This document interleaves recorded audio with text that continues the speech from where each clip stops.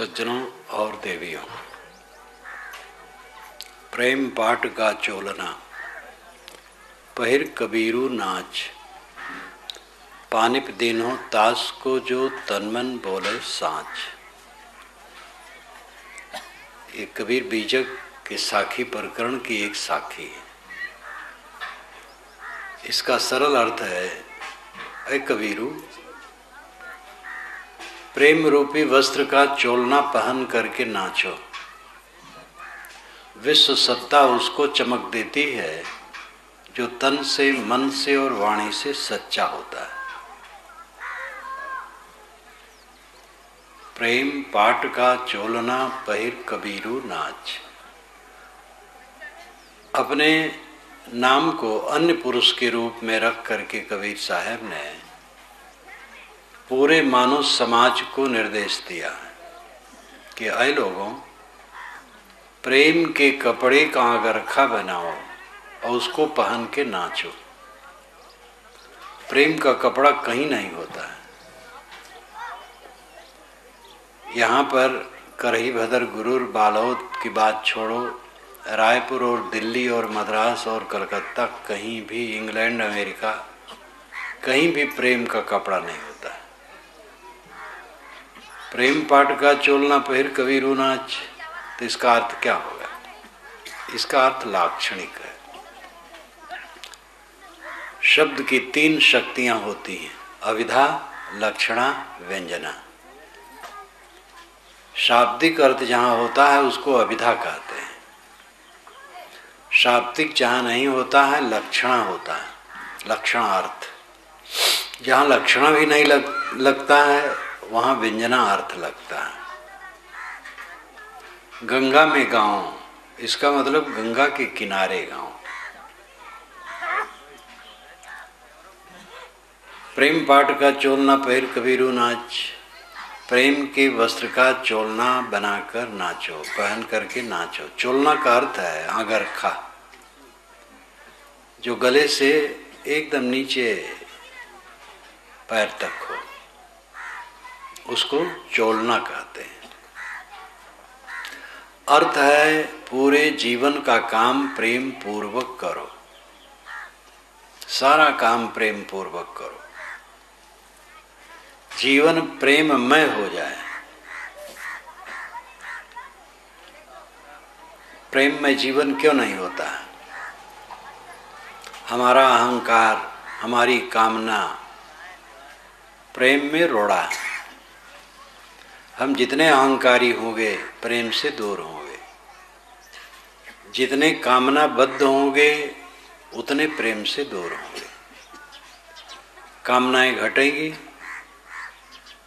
प्रेम बढ़ेगा, अहंकार घटेगा, प्रेम बढ़ेगा। दुकान पर बैठे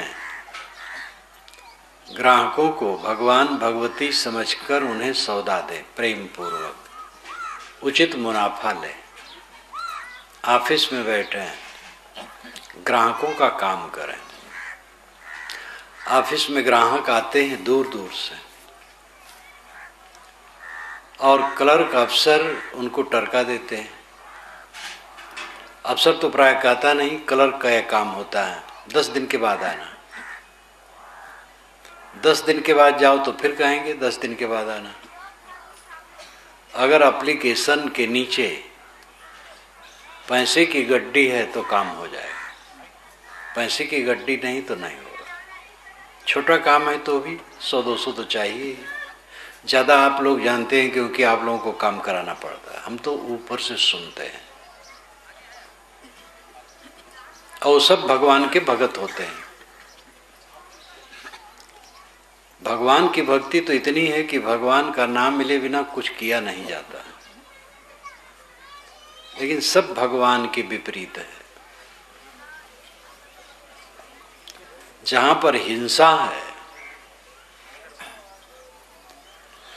जहां पर आपाधापी है, दूसरे को पीड़ा देने की बात है, वहां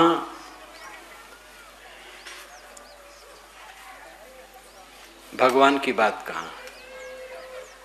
भगवान शब्दों से नहीं होता है।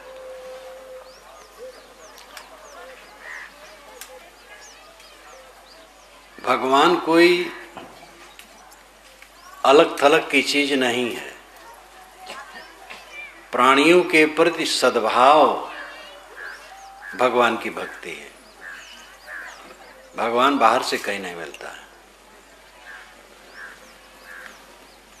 प्रेम पाठ का चोलना पहिर कबीरू नाच। हर जगह प्रेम का काम करो। अफसर और क्लर्क भगवान के भक्त होते हैं, लेकिन बिना घूस लिए काम नहीं करते। कौन भगवान के भक्त है? किस भगवान के भक्त हैं? काल्पनिक भगवान के भक्त हैं और असली भगवान के दुश्मन हैं। जो घोटाला का काम करता है, मिलावट का काम करता है, घूस लेता है, धोखा देता है, हिंसा करता है, भगवान को क्या समझता है? भगवान कहीं बाहर होते हैं? धीरे से, धीरे से।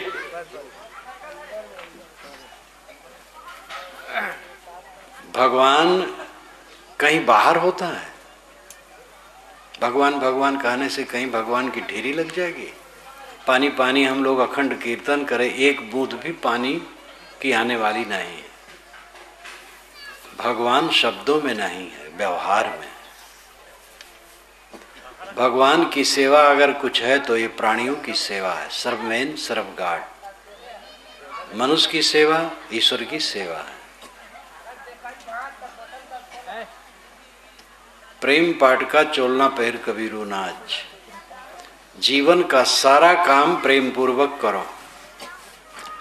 भारतीय परंपरा में नियम है, जब कोई मर जाता है तो लिखा जाता है अमुक बाबू का स्वर्गवास हो गया। स्वर्गवास मृत आदमी के लिए एक शब्द का प्रयोग हो गया है। स्वर्ग आज है तो आगे स्वर्ग है, और आज नरक है तो आगे स्वर्ग कैसे होगा? स्वर्ग नरक बाहर नहीं। अगर चमचमाते मकान में, चमचमाती गाड़ी में, चमचमाते कपड़े में हो तो ये स्वर्ग नहीं है। तो बाहर की चीजें ठीक है, ये भी साफ सुथरा होना चाहिए। मन निर्मल हो तो स्वर्ग है। जाको दर्शन इत है ताको दर्शन उत। जाको दर्शन इत नहीं ताको इत न उत। जो आज स्वर्ग में है मरने पर स्वर्ग में है, जो आज नरक में है मरने पर नरक में है। मन का मैला होना, मन का स्वच्छ होना, ये स्वर्ग और नरक की परिभाषा है।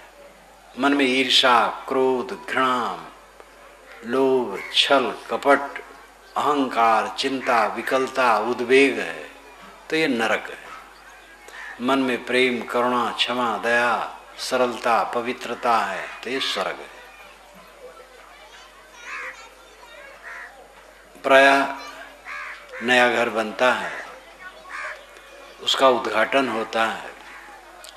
मुझे भी जाना पड़ता, आज ही सुबह गया। तो मैंने कहा भाई, सहज रूप में हम इसको घर कहते हैं, संस्कृत में इसको वास्तु कहते हैं। वास्तु का अर्थ होता है बसाने वाला। जो अपने में सबको बसाए वो वास्तु है। घर अपने में सबको बसाता है, इसलिए घर वास्तु है। आजकल वास्तु को लेकर के पंडित लोग बड़ी धमाचौकड़ी करते हैं, धनियों को खूब बेवकूफ बनाते हैं। एक तो पंडित भी स्वयं भ्रम में है और दूसरे भ्रम डाल करके और गड़बड़ करते हैं। ये अशुभ है, ऐसा नहीं, ऐसा दरवाजा नहीं होना चाहिए, खिड़की ऐसी नहीं होनी चाहिए, ये होना चाहिए, वो होना चाहिए, बकवास करते हैं। मकान बनाने में इतने ध्यान होना चाहिए कि उसमें हवा प्रकाश ठीक से आए, जितना संभव हो। अब चारों तरफ से खुला है और खिड़की जंगले ठीक से रखते हैं तो हवा प्रकाश ज़्यादा आएगा। आसपास में मकान ऊंचे ऊंचे हैं तो उतना नहीं आएगा। स्थितियां अलग अलग होती हैं। छोटी जगह है उसके अनुसार बनाना पड़ेगा, बड़ी जगह है तो अपनी जगह चारों तरफ खुली है तो ज़्यादा हवा प्रकाश मिलेगा। लेकिन जैसी स्थिति हो, जितना संभव हो, मकान में हवा प्रकाश जितना अधिक आए, ये मकान की विशेषता है। और शुभ अशुभ कुछ भी नहीं। शुभ अशुभ की कल्पना पंडितों ने इतनी रच डाली है कि समाज को उसमें उलझा दिया है।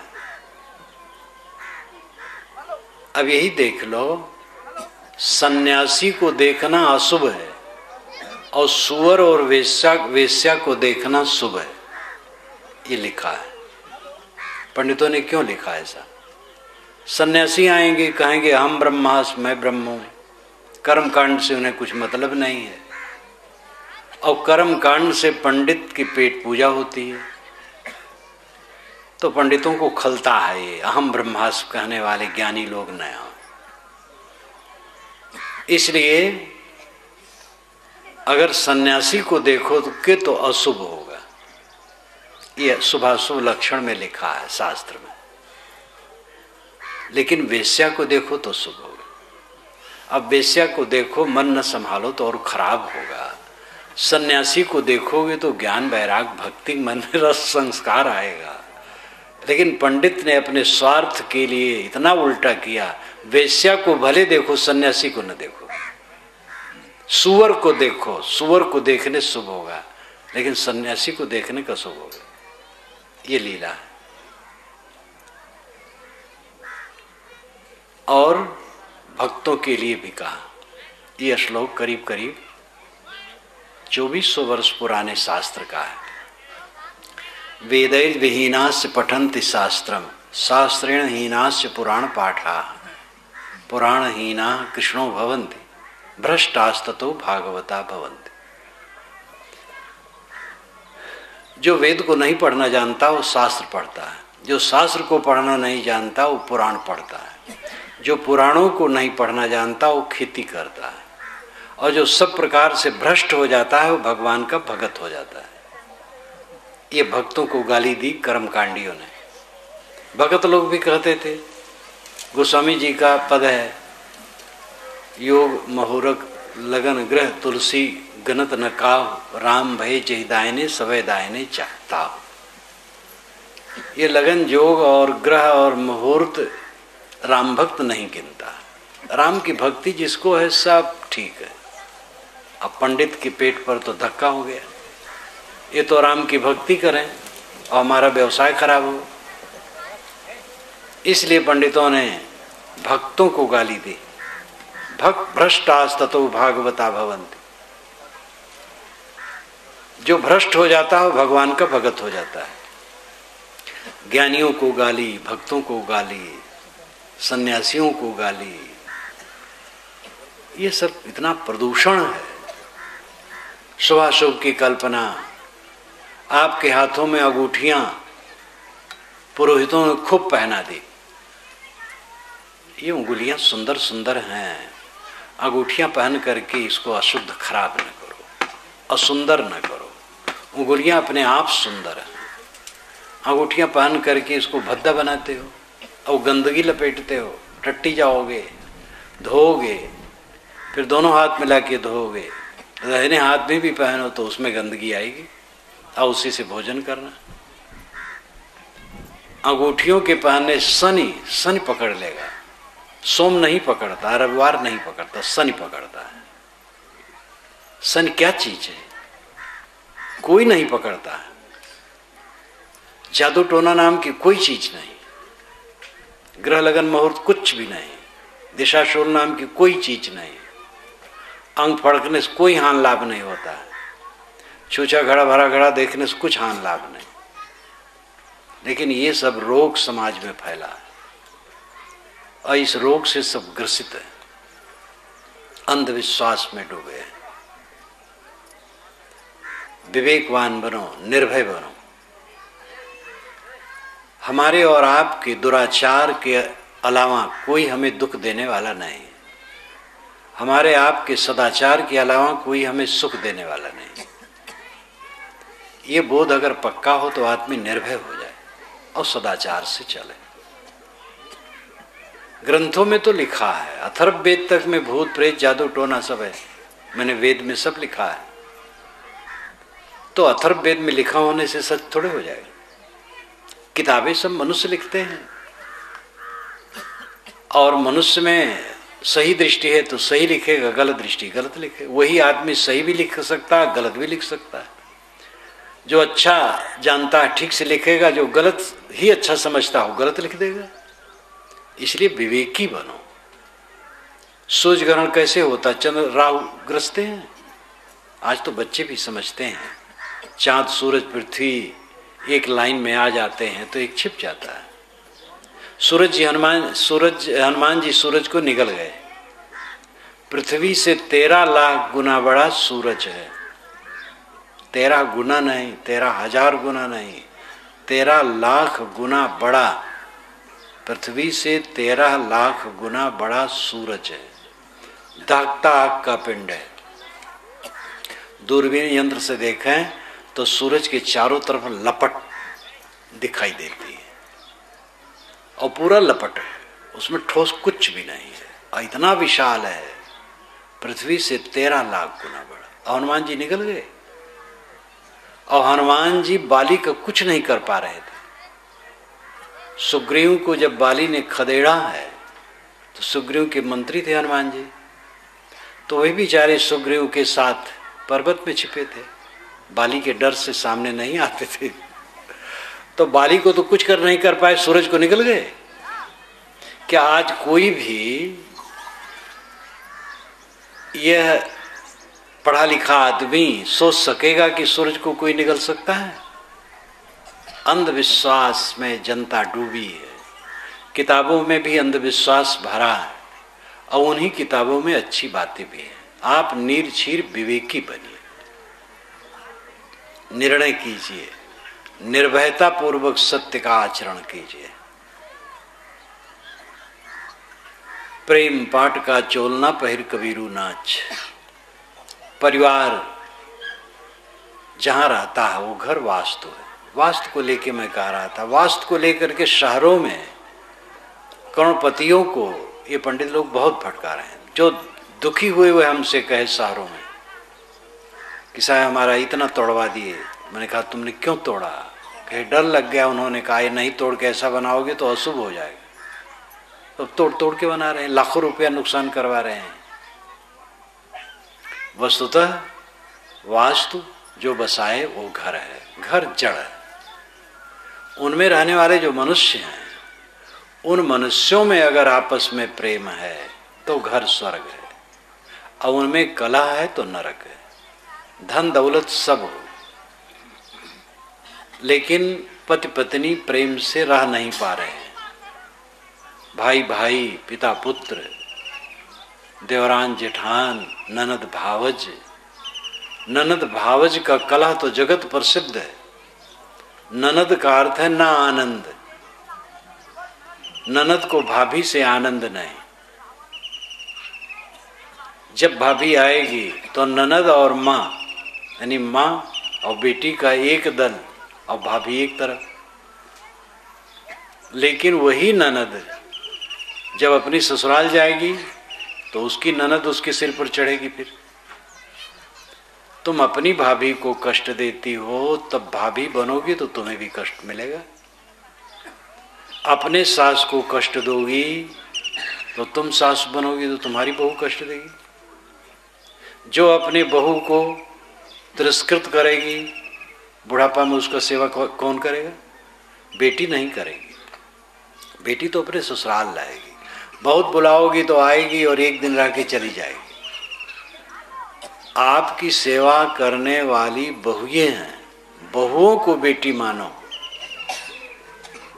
हर माँ यही चाहती है कि हमारी बेटी जहाँ जाए बेटी मानी जाए, लेकिन दूसरे की बेटी जो उसके यहाँ है उसको बेटी नहीं मानती है, तो उसकी बेटी कैसे बेटी मानी जाएगी? इसलिए बहुएं बेटी हैं, बेटी भी बेटी है, बहुएं भी बेटी है।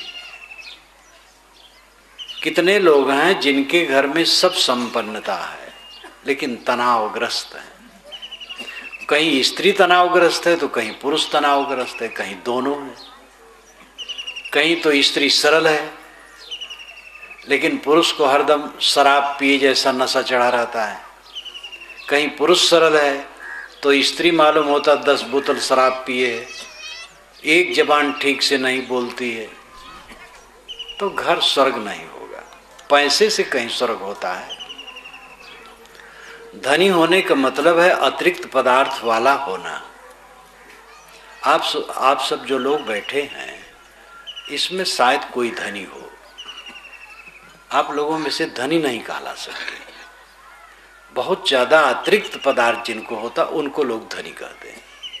तो क्या वो 2-2, 4-4 कुंतल खाते हैं?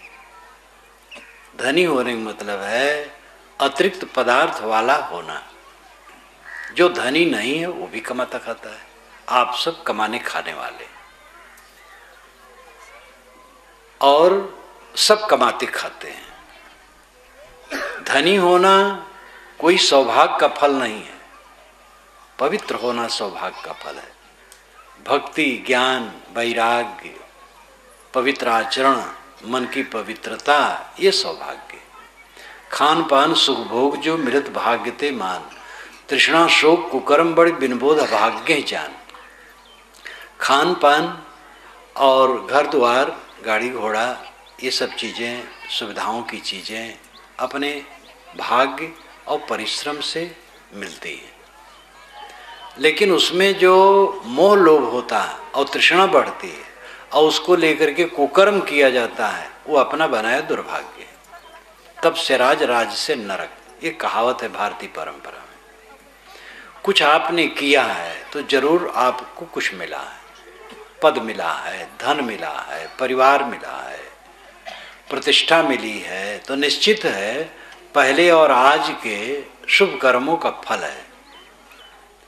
अब अगर उसका प्रमाद आएगा और उन चीजों को लेकर के आप गरीबों को सताएंगे, असमर्थों को पीसेंगे, असहायों का शोषण करेंगे, अपने मन इंद्रियों को चंचल करेंगे, कुकर्म में लगाएंगे, प्रमाद में पड़ेंगे, मनमानी खाना पीना, शराब, अंडा, मुर्गी, तमाम तम्बाकू इत्यादि नशा की चीजें, अनर्गल बातें करेंगे, तो ये सब नरक बनाएगा।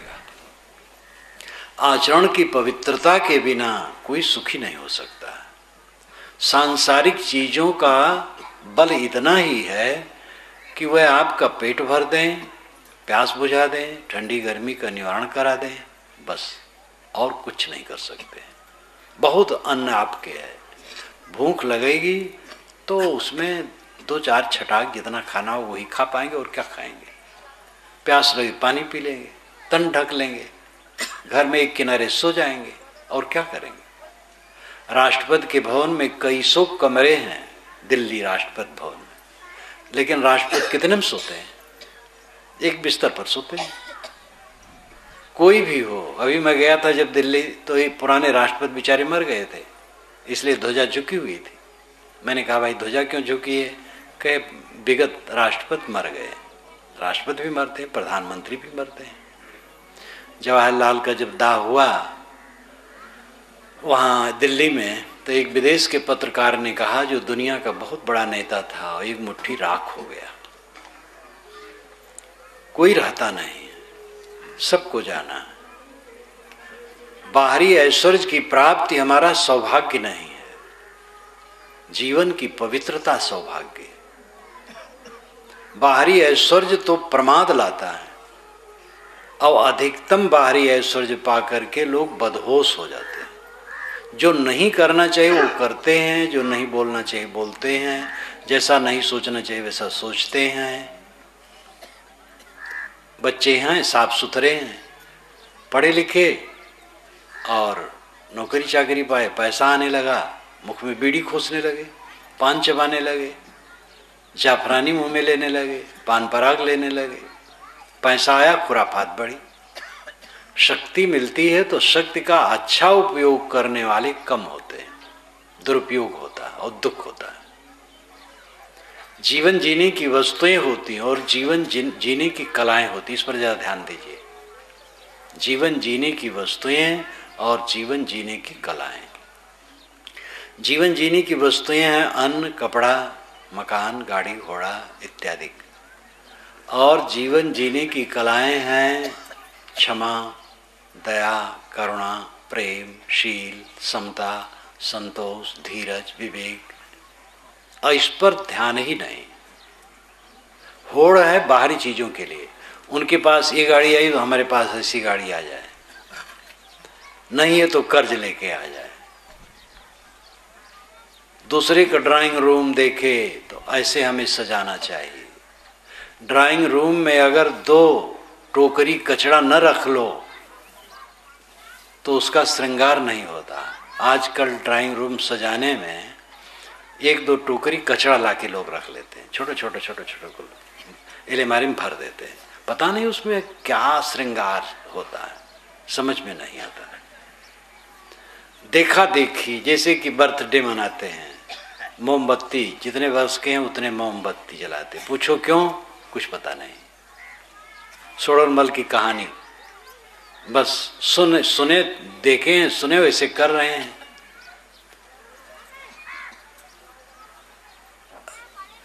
सभी सभासद रो रहे थे, राजा के सभा में जितने लोग थे सब रो रहे थे। तो एक संत आए, पूछे आप क्यों रोते हैं? कहे सोडरमल मर गया है। कहे सोडरमल कौन है? कहे राजा ने कहा है। रोते रोते आया कि सोडरमल मर गया, तो हम लोग भी रोने लगे।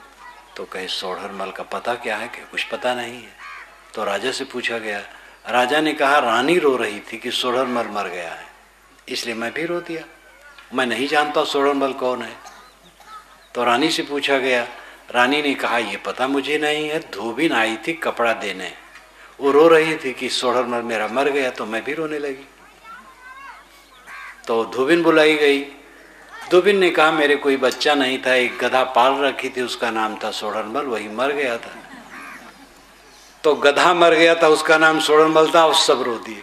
वही दशा है, बस पीछे पीछे चले जाते, स्वयं विचार नहीं करते। अपनी कमाई का अंदाज रखो, ऐसा एस्टिमेट बनाओ, वैसे खर्च करो।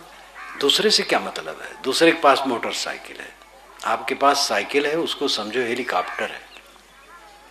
दूसरे की मोटरसाइकिल पर नजर ही न ले जाओ।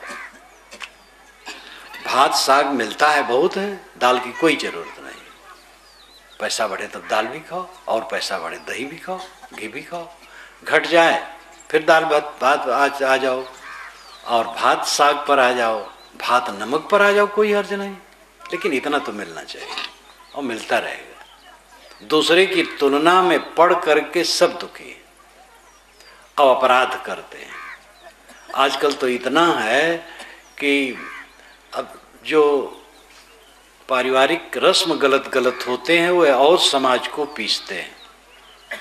जैसे कोई लड़की लड़का की शादी किया तो बहुत वाहियात खर्च किया, ये बहुत कुसंस्कार डालना है। लड़की लड़का की शादी में बहुत कम खर्च करो, सादा कर लो। आपका भाई उतना धनी नहीं है, उसको अपनी लड़की लड़का की शादी करना होगा, तो फिर वो बेचारा जमीन बेच करके वो ऐसा करना चाहेगा, क्योंकि हमारे भाई ने ऐसा किया है। कोई दान करता है तो दान की होड़ नहीं होती है। किसी के पास पैसा है, गरीबों की सेवा करे, सार्वजनिक सेवा करे, कुछ सेवा करे, बड़ा अच्छा है। लेकिन विवाह शादी या और भी रस्मों रिवाज की बात जो परिवार में होती है, उसमें ज़्यादा खर्च करने की नींव डालोगे तो और भाइयों को कष्ट होगा, गलत संस्कार पड़ेगा। दहेज, ये छत्तीसगढ़ में साहू समाज में ये अच्छा है कि दहेज का रोग नहीं है, जहाँ तक मैं जानता हूँ। अब पढ़े लिखे लोग रोग बनाते हों तो वही जाने, लेकिन ब्राह्मण क्षत्रिय नामधारी यहाँ भी पिस रहे हैं, बनिया नामधारी। और उत्तर प्रदेश में तो हद है।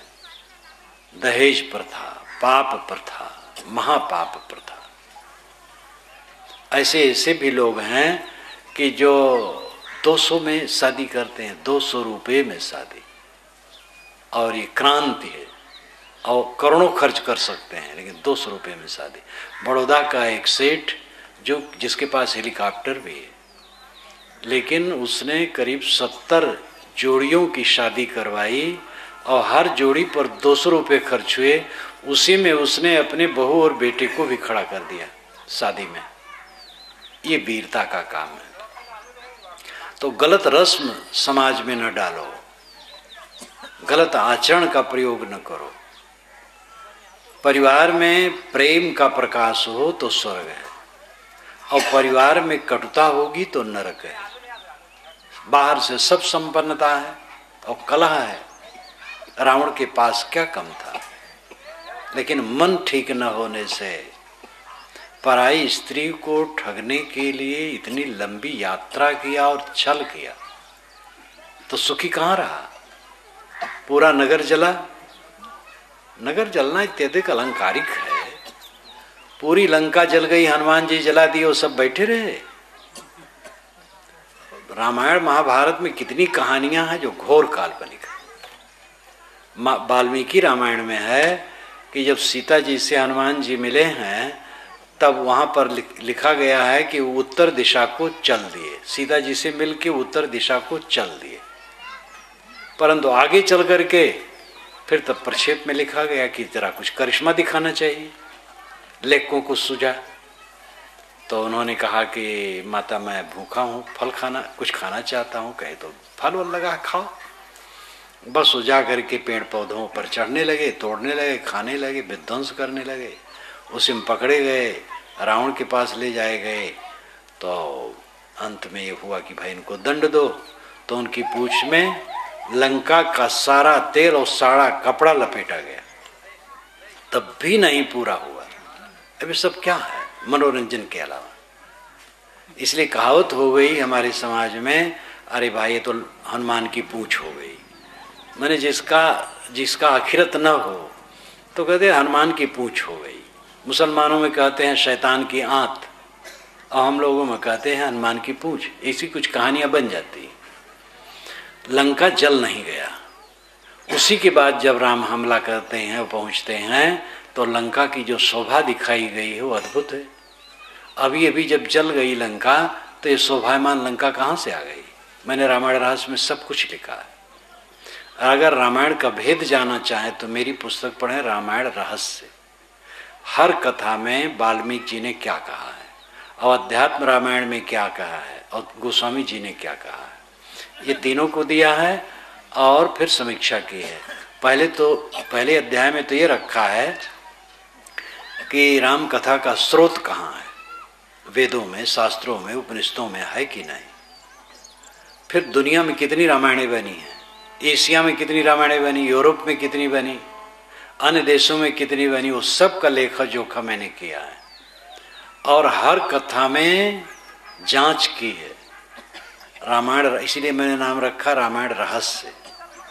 दिल्ली का एक रामायणी इतना उससे खुश हुआ कि उसने 200 कापियाँ इलाहाबाद में आके खरीदी। 13,000 रुपया जमा किया और कहा महाराज हमारे लिए 200 कापियाँ भेज दे। तो दिल्ली भेज दिया गया पार्सल से। इतना खुश हुआ वो। तो जहाँ महाकाव्य बनता है वहाँ पर कितनी बातें ऐसी होती जो अलंकारों में होती। जहाँ न पहुँचे रवि वहाँ पहुँचे कवि, और जहाँ न पहुँचे गाड़ी वहाँ पहुँचे मारवाड़ी। मारवाड़ी वहाँ पहुँच करके व्यापार कर ले जहाँ आज तक गाड़ी नहीं पहुँची। और कवि जोजन 3-3 के काना, 37-38 किलोमीटर में एक एक कान था रावण का। यहाँ से गुरु से और बहुत दूर धमतरी के निकट तक। और जोजन एक मूछ रही ठाड़ी, 13 किलोमीटर में मूछ खड़ी थी। 13 किलोमीटर इधर, 13 किलोमीटर इधर। पता नहीं कौन नाई उसका बाल बनाता था और छुरा कितना बड़ा होता था।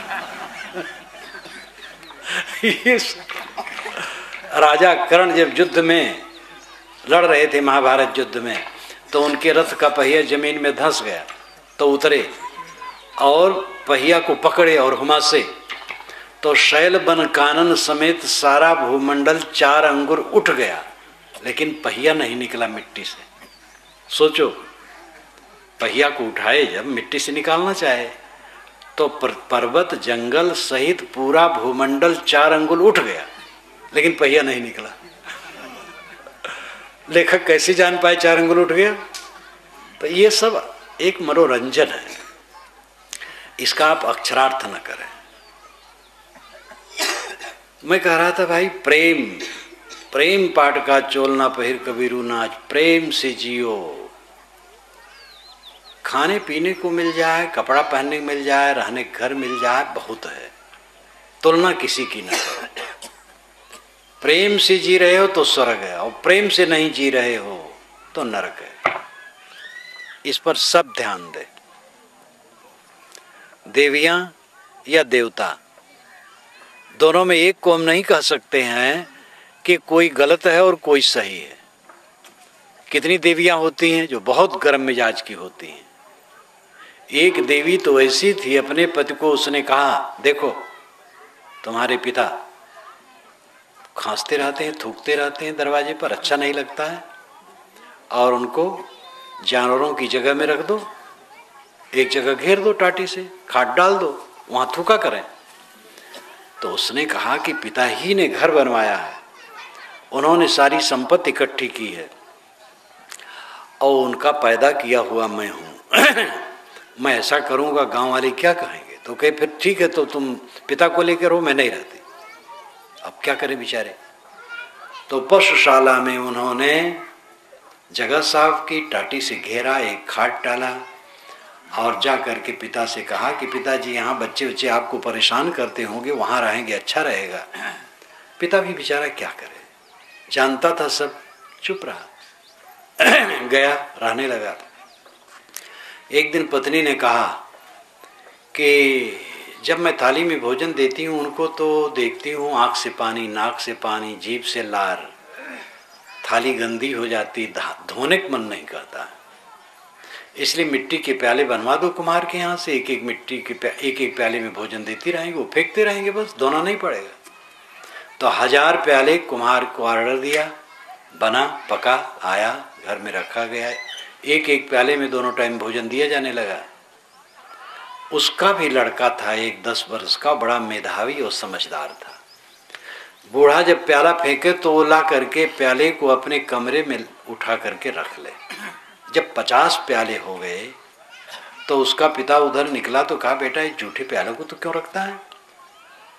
उसने कहा, पिताजी आपके पिता बूढ़े हैं, अब आपने उनके लिए 1000 प्याले बनवा लिए, आप बूढ़े होंगे, मैं जवान होऊंगा, इतना धनी न रहूं तो कहाँ से लाऊंगा? ये आपके बुढ़ापा के लिए सब रिजर्व रहेंगे। तब जाकर के उन्होंने अपनी पत्नी से कहा, तो पत्नी के पैर के नीचे की जमीन सरकी, और दोनों को लगा सब दिन न होत न एक समाना। फिर पिता को घर में लाए और थाली में भोजन देने लगे। पति पत्नी में अगर प्रेम रहता है तो 3 पीढ़ियों का उद्धार होता है। ध्यान दीजिए, पति पत्नी प्रेम से रहते हैं, हंसते हैं, बोलते हैं। पति बाहर से आया, दफ्तर से आया, दुकान से आया, खेत से आया, और पत्नी नशा पिए बैठी है क्योंकि देर से आ रहा है या ये काम नहीं किया है, कुछ खुराफात उसके दिमाग में, और बोलती ठीक से नहीं है, कैसे घर में सुख होगा? पति आया है, प्रेम से बात करो। पति का भी कर्तव्य है पत्नी से प्रेम से बात करे। प्रेम से बात करोगे तो आनंद होगा, कटुता से बात करोगे तो क्लेश होगा। पति पत्नी, पिता पुत्र, भाई कोई भी हो, पति पत्नी में प्रेम है तो घर में जो बुजुर्ग हैं उनकी सेवा होगी, और जो बच्चे हैं उनको अच्छे संस्कार मिलेंगे। पति पत्नी कलहप्रिय हैं तो बच्चों को अच्छे संस्कार नहीं मिलेंगे, और माँ बाप की ठीक से सेवा नहीं होगी, और 3 पीढ़ी जानो नरक में हुई, और यही संस्कार पड़ा तो आगे पता नहीं कब तक जाएगा। अगर पति पत्नी प्रेम से रहते हैं तो बूढ़े की सेवा, बच्चों को अच्छे संस्कार, अगर ये संस्कार चले तो आगे भी और लाभ हो सकता है। इसलिए ज़्यादा जोर जो हम धन पर देते हैं वो दुर्भाग्यपूर्ण है। मेहनत करो, धन खूब मेहनत करो, खूब धन कमाओ, बहुत अच्छा है, लेकिन अंत में कितना खूब कमाओ कम रहेगा। धन से आज तक कोई संपन्न नहीं हुआ है, संतोष से संपन्न हुआ है। अरबपति भी खरबपति के सामने छोटा है। इसलिए विषमता सब समय बनी रहती है। संतोष आता है तब दरिद्रता मिटती है। दरिद्र सत संतुष्ट, दरिद्र कौन है? जो असंतुष्ट है। कृपणो यो जितेंद्रिया, कृपण कौन है? जो जितेंद्री नहीं है। गुणे सुसक्त धीर ईशो, ईश्वर कौन है? जो विषयों पर विजयी है। गुण संगो विपर्जया, और जो विषयों का गुलाम है वो गुलाम है। तो दरिद्रता मिटती है संतोष से। कुल मिलाकर के परिवार में प्रेम की गंगा बहनी चाहिए। पति पत्नी में मधुर बर्ताव, पति से मुस्कुरा कर पत्नी बोले, पति पत्नी से मुस्कुरा कर बोले, माँ बाप से खुश होके बोलो, बच्चों से खुश होके बोलो। कितने गुरु लोग शिष्यों को डांटे रहते हैं, वो समझते हैं डांटने से ठीक रहेंगे। मेरे तो समझ में नहीं आता है। मेरे साथ में रहने वाले बहुत से लोग हैं साधु ब्रह्मचारी, लेकिन मेरे समझ में नहीं आता है कि कट बोलना चाहिए और डांटे रहना चाहिए। मैं तो मानता भी नहीं हूं कि ये सब शिष्य हैं, मैं तो मानता हूं मित्र हैं। बल्कि ये उदाहरण याद आता है मुझे, एक बार हम लोग बस पर बैठे, बहुत दिन की बात है, 30 वर्ष की बात होगी। तो बहुत से जवान जवान साधु सब थे। तो ऐसे सज्जन कोई देखे जिनके मन में जरा बड़ी भावना उनको जगी, भाई ये सब साधु नौजवान कहाँ के हैं, कैसे हैं? कहे महाराज क्या आपके सब शिष्य हैं? मैंने कहा सब मेरे साथी। तो जब वहाँ उतरा तो एक साधु ने कहा, साहब आपने ऐसा क्यों कहा, शिष्य क्यों नहीं स्वीकारा? तो मैंने कहा साथी हो कि नहीं? साथी हो तो इतना काफी है। अपने को गुरु मानना और किसी को शिष्य मानना महान आड़ीपन है। गुरु को सही गुरु होगा, अपने गुरु नहीं मानेगा। मैं एक मनुष्य हूं, मैं भी सेवक हूं, समाज का सेवक हूं। गुरु क्या हूं? मानने वाले गुरु माने सो माने। गुरु शिष्य के बीच में शिष्य का महत्व है। वो गुरु मानता है तो गुरु शिष्य का संबंध होना, माने तो गुरु शिष्य का क्या संबंध है? शिष्य माने गुरु होते हैं, गुरु माने शिष्य ना है। ये श्री राम राज साहब ने पंचग्रंथी में कहा है। शिष्य जब मानता है गुरु को तो गुरु शिष्य का संबंध होता है, और शिष्य न माने तो गुरु शिष्य का संबंध कहाँ है? और शिष्य मानता है तो गुरु नकारेगा नहीं। गुरु तो सबका हित चाहता है। शिष्य समझे और माने, बस गुरु शिष्य का संबंध हो गया। इसलिए अपने को बड़ा मानना, माता पिता अपने को मत मानो। माता पिता तो जन्म से हैं बच्चे के, लेकिन ये मत मानो कि हम माता पिता हैं और बड़े हैं। क्यों नहीं बच्चा कहा मानता है? बच्चा एक जीव है, आ गया है आपके बीच में, जन्म ले लिया है। उसकी सेवा कर दो, उसको अच्छे संस्कार दो, और फिर उसकी जिम्मेदारी है वो जो जैसे चाहे करे। जितना बच्चे पर चढ़ोगे उतना वो तुम्हारे ऊपर चढ़ेगा, समझ लेना। जो दूसरे को अपने अधिकार में लाने की चेष्टा करता है वह उसके अधिकार में हो जाता है। इस पर जरा ध्यान देना।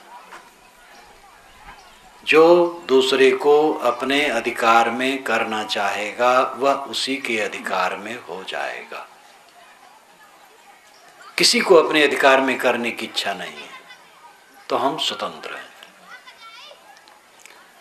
इसलिए पवित्र रहने का लक्षण है पति पत्नी को अपने अधिकार में रखने के चक्कर में न पड़े, और पत्नी पति को, पिता पुत्र को, पुत्र पिता को नियम से चलें। जो पति पत्नी का नियम है, पत्नी का काम है पराये पुरुष को पिता पुत्र भाई समझे, पति का काम है पराई स्त्रियों को माँ बहन बेटी समझे, परस्पर में प्रेम का बर्ताव करे। इतना काफी हो गया। अब अपने को बड़ा मानने की आवश्यकता है। हम मनुष्य हैं, सब मनुष्य हैं। इसलिए प्रेम जिससे स्थिर हो, प्रेम का विकास हो, ऐसा काम करना चाहिए। प्रेम के विकास में रोड़ा यही जो मैंने कई बार कहा, अहंकार और कामना। जितना हमारा अहंकार बड़ा होगा, जितनी कामनाएं बड़ी होगी, उतना प्रेम घटेगा, और जितना अहंकार कामना घटेंगे उतना प्रेम बढ़ेगा। तो साहब कहते हैं कि प्रेम पूर्वक सारा काम करो, यही प्रेम पाठ का चोलना पहन करके नाचना है। दूसरी बात कहते हैं पानिप दीनो तास को जो तन मन बोले सांच।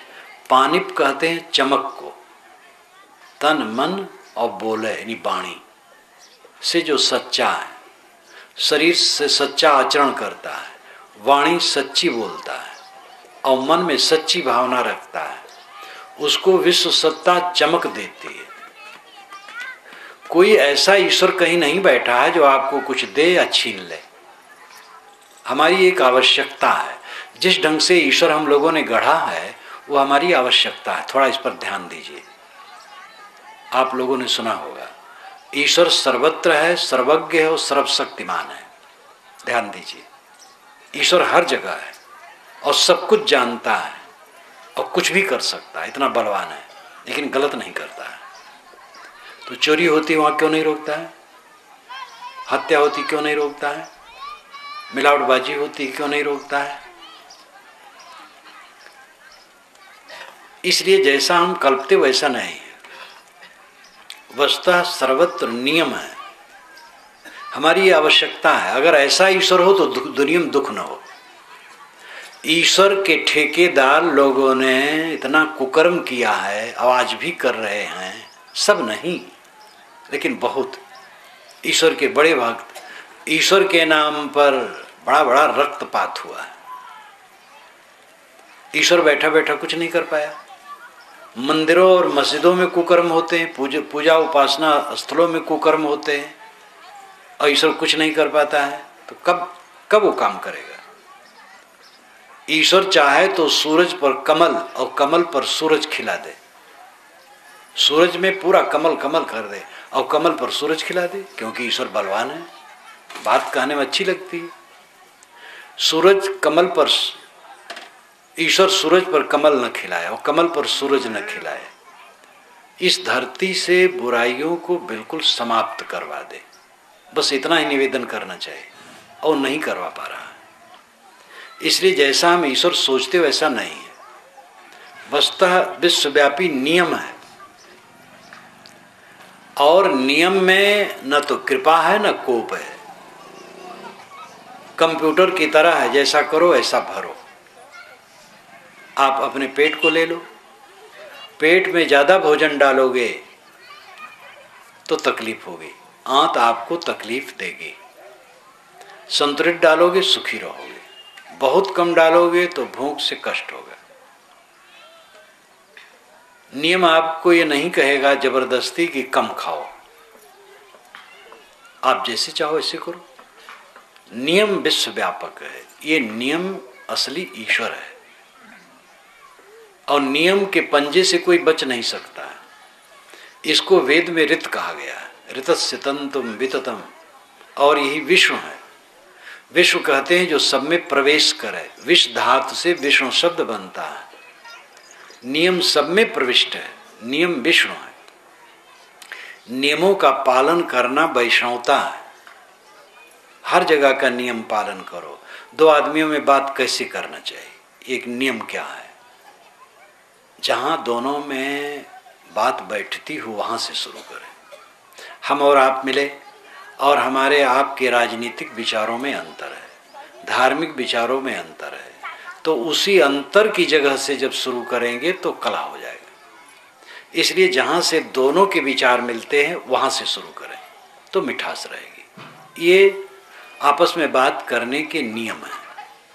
इसका उल्लंघन करोगे तो कला होगा और इसका उल्लंघन नहीं करोगे तो मिठास रहेगी। पूरे विश्व में नियम व्याप्त है। नियम से फूल खिलते हैं, नियम से झरने बहते हैं, नियम से चांद सूरज चमकते हैं, नियम से अथाह सागर समुद्र लहराता है। अनंत विश्व ब्रह्मांड नियम से निरंतर गतिशील है। ये नियम विश्वव्यापी नियम अनादि है, स्वयंभू है। इसमें कोई कृपा और कोप नहीं है। आप प्रार्थना करो तो ये कुछ समझता नहीं है, अब आप गाली दो भी वो नहीं समझेगा। जो आप करोगे वो फल पाओगे, वो आपके सामने कर देगा। ये वास्तविकता है। लेकिन इसको आप क्यों नहीं मानते? एक तो समझ ही नहीं है, दूसरी बात इसमें सब अपने ऊपर आ जाता है कि भाई अच्छा करोगे तो सुख मिलेगा, नहीं दुख मिलेगा। और अगर हम ऐसा ईश्वर बना लेते हैं जो लड्डू पाके खुश हो और प्रार्थना करने से खुश होता हो, खुशामद पसंद हो, तब फिर जरा लाभ है। चोरी हमने की और खूब माल लाया और एक कपड़ा और कुछ मिठाई और फूल माला लेके भगवान के मंदिर में रोने लगे, चढ़ाए, भगवान क्षमा करो। खूब रो रहे हैं, भगवान पिघल गया क्योंकि भगवान कमीशन पा गया, क्षमा कर दिया। तो इस प्रकार भगवान आप गढ़ते हैं जो कमीशन खाए, अब आपको माफ कर दे। और आपके मन की भूल है, कुछ ऐसा है, कोई नहीं है ऐसा जो कमीशन खाए। अखंड कीर्तन किया जाता है, सबका दिमाग खराब किया जाता है, रात में सोने नहीं देते। अखंड पाठ, अखंड पाठ करके अखंड आप पाठ करो, कीर्तन करो, घर में करो, लाउड स्पीकर न कर लगाओ, कौन रोकता है? अब लाउड स्पीकर लगा करके सबका दिमाग खराब करते हो। सोने के समय पे बच्चे पढ़ रहे हैं, कोई रोगी है, कोई अध्ययन मनन में लगा है, और लाउड स्पीकर से आप गला फाड़ फाड़ करके भक्ति दिखा रहे हो कि भगवान के साथ दुश्मनी कर रहे हो। भगवान चिल्ला चिल्ला करके बता रहे हैं कि हम आपके बड़े भक्त हैं। ये भक्ति वक्ति कुछ नहीं, उल्टा है, विरोध है। आचरण पवित्रता के बिना नखरा बनाए राम न मिले हैं, नखरा बनाए राम नहीं मिलेगा। संतो सोधो अपना शरीर, बजर दे के छतिया होना फकीर। जिस ढंग से हमने ईश्वर की कल्पना की है वो हमारी कल्पना है। असली ईश्वर है विश्वव्यापी नियम, और उससे कोई बच नहीं सकता। इसलिए सब जगह सावधान, चाहे समुद्र के निचले तह में, चाहे पर्वत की गुफा में, चाहे कमरे के अंदर, चाहे घोर वन में, चाहे आकाश में उड़कर, कहीं भी हम पाप करेंगे, हमारी अंतरात्मा सब कुछ जानती है और वो फल देने के लिए तैयार है। हम झूठी साक्षी देते हैं, जज से कहते हैं झूठी साक्षी दे, लेकिन कहते हुजूर ये सच यही है, और अंतरात्मा कहती झूठ है। अपनी अंतरात्मा से कोई कैसे छिपाएगा? हम चोरी करें, दूसरा न देखे न देखे, ईश्वर कैसे नहीं देखेगा? कोई न जाने न जाने, ईश्वर कैसे नहीं जानेगा? कौन है ईश्वर? आपकी अंतरात्मा ईश्वर है, आपकी आंखें ईश्वर की आंखें हैं। आप अपनी आंखों से छिपा नहीं सकते अपने पाप को, अपनी अंतरात्मा से छिपा नहीं सकते। सुभान मियाँ की कहानी इसी पर याद आती है। सुभान मियाँ थे, बड़े सरल धनी आदमी थे, गांव में रहते थे। गांव के बाहर टट्टी करने गए, बेर का पेड़ लगा था, पके पके बेर थे, गिरे थे, वो खाते भी गए, टट्टी भी करते गए। रात में गांव में वेश्या का नाच हो रहा था, नाच देखने गए। वेश्या गाना शुरू की, सुभान तेरी बतिया जान गई राम, सुभान तेरी बतिया जान गई राम। तो सुभान सोचे कि आज तो मैंने कोई गलती नहीं की, यही गलती की है, और इसने कहीं देख लिया है और सभा में कह देगी तो बड़ी बदइज्जती होगी। तो उन्होंने बहुत बेशकीमती अंगूठी पहन रखी थी, उतार करके दे दी। वेश्या बहुत खुश हुई, गाते ही अंगूठी मिली और उछल करके गाई, सुभान तेरी बतिया कह दूंगी राम। पहले कही थी जान गई राम, अब कहती कह दूंगी राम। तो उनको तो और बड़ा कष्ट हुआ, लेकिन उन्होंने एक शाल ओढ़ रखा था, उसको उतार के दे दिया। गाना गाते इतना इनाम उसे कभी नहीं मिला था शुरुआत में। तो उछल करके गाई अंतिम कड़ी, सुभान तेरी बतिया कह रही हूँ राम। तो कह रही हूँ राम अंतिम वारा न्यारा। अब सुभान मियाँ से नहीं रहा गया और झुझला के खड़े हो गए। वेश्या की जात, ना अपनी इज्जत का डर, ना दूसरे की इज्जत, क्या खाओगे? सुभान मियाँ टट्टी करते करते बेर खाते थे, यही तो खाओगे और कुछ खाओगे? वेश्या ने कहा हुजूर मुझे कुछ पता नहीं कि यहाँ कोई सुभान मियाँ है, मैं तो भगवान का गुणान बात गाती हूँ। सुभान ईश्वर का नाम है अरबी में। तो सबकी अंतरात्मा परमात्मा है, सबकी आंखें परमात्मा की आंखें हैं। अपने से अपना दोष कोई छिपा नहीं सकता है, इसलिए सब जगह सावधान रहो। तनमन बोले साँच, जो तन से, मन से और वाणी से सच्चा होगा, विश्व सत्ता उसको चमक देगी। दुनिया के जितने महापुरुष हुए हैं, हम कुल गोत्र और देश प्रदेश और काल की कल्पना नहीं करते उनके विषय में, कहीं के हों प्यारे हैं। राम, कृष्ण, कबीर, तुलसी, दयानंद, विवेकानंद, बुद्ध, महावीर, मोहम्मद, ईसा, जरथुस, कन्फ्यूशियस, लाओ त्से, सुकरात, कहाँ कहाँ हुए हैं, लेकिन ये सब के प्यारे हैं। पवित्र आचरण ऐसी चीज है, विश्व सत्ता उसको चमक देती है, मनवाने की जरूरत नहीं है। फूल में सुगंधी भरती है तो भौरों को निमंत्रित करने में नहीं जाते हैं, भौरे अपने आप आते हैं। आपको बताने की आवश्यकता नहीं कि मैं अच्छा आदमी हूं, अच्छा करने की जरूरत है, अच्छा कहलाने की नहीं। अपने आप अच्छाई व्यक्तित्व में चमक लाएगी। तो साहब की ये साखी, प्रेम पाट का चोलना पहिर कबीरू नाच। ऐ लोगों, प्रेम रूपी वस्त्र का चोलना पहनकर नाचो। इसका लाक्षणिक अर्थ हुआ पूरा जीवन प्रेम में व्यतीत करो। दुकान पर, ऑफिस में, कारखाने में, सड़क पर, खेत में, घर में, जहाँ रहो मिष्ट वचन बोलो, मधुर वचन बोलो, किसी को धोखा न दो, किसी को न ठगो, किसी की हिंसा मनवाणी कर्म से न करो। प्रेम पाठ का चोलना पहिर कबीरू नाच। सारे काम प्रेम पूर्वक करो और तन मन वाणी से सच्चे रहो तो व्यक्तित्व में चमक आएगी। इसी के साथ आपको धन्यवाद देते हुए मैं अपनी वाणी को विराम देता हूँ। सद्गुरुदेव की जय।